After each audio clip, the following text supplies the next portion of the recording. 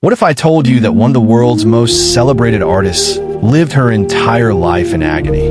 What if I told you that behind the vibrant colors, the bold eyebrows, and the revolutionary spirit was a woman who spent most of her life trapped inside a broken body? Frida Kahlo is not just a painter. She is not just a feminist icon. She is a storm, a burning fire, a symbol of resilience. She was betrayed, abandoned, crushed by fate. Yet she turned her pain into art that refuses to die. This is not just the story of an artist. This is the story of a woman who dared to smile while bleeding, who painted her suffering into eternity.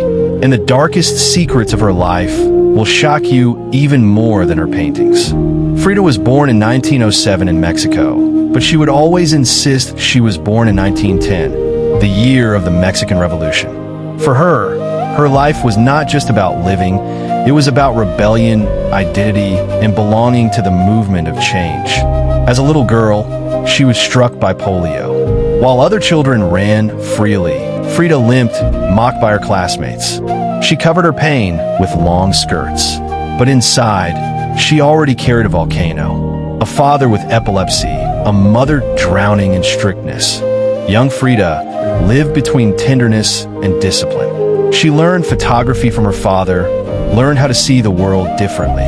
Little did she know, her eyes would one day paint the agony of her soul. At 18, life shattered. On a rainy day in 1925, Frida was riding a bus with her boyfriend. The bus collided with a tram. Her body was pierced by a steel handrail that went through her abdomen and outer pelvis. Her spine broke, her ribs cracked, her legs shattered.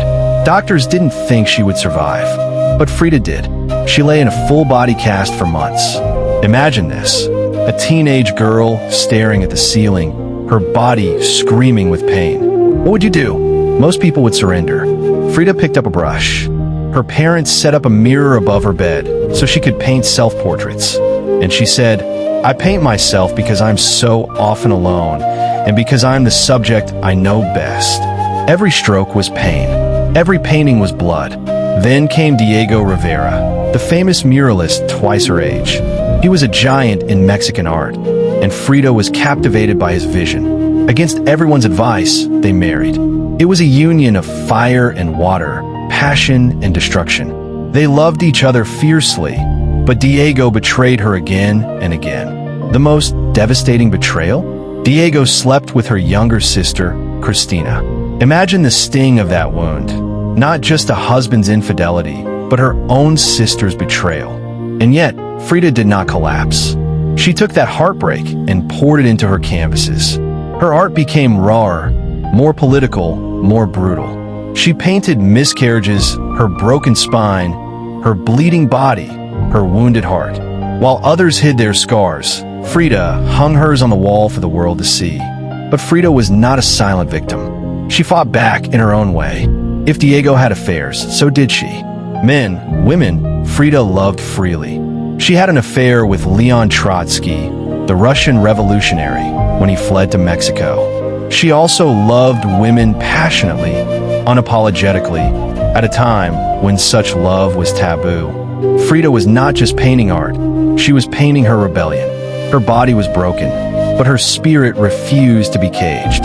In her diary, she wrote secrets of her pain, her rage, her burning desire for freedom. Her life was not just lived, it was performed every day in fire and color. Doctors operated on Frida dozens of times. She wore corsets of steel and leather, endured surgeries, amputations. At one point, her leg was cut off. She suffered miscarriages that tore her soul apart, but she never stopped painting. Each self-portrait was a battlefield. She said, "I never painted dreams. I painted my own reality." And that reality was filled with agony. But instead of drowning, she used it as fuel. Her paintings shocked the world because they were not fantasies. They were open wounds. She made her suffering universal. She made her broken body immortal. By the 1940s and 50s, Frida became an icon of strength. She dressed in traditional Tehuana dresses, turning her identity into a symbol of Mexico. She joined political movements, protested against oppression, embrace communism. She turned her life into resistance. Even when she was carried on a stretcher to her last exhibition, she smiled, cigarette in one hand, paintbrush in the other. People didn't just see her art, they saw her survival. And slowly, the world realized this was not just an artist. This was a revolution wearing flowers in her hair. In 1954, at only 47, Frida Kahlo died. Officially, it was a pulmonary embolism. But whispers remain. Some say she took her own life, tired of the endless pain. In her diary, her last entry read, "I hope the exit is joyful, and I hope never to return." And yet, she never really left. Her face stares back from murals. Her paintings are studied. Her life is worshipped. She's on t-shirts, in films, in hearts. Because Frida Kahlo is not just history.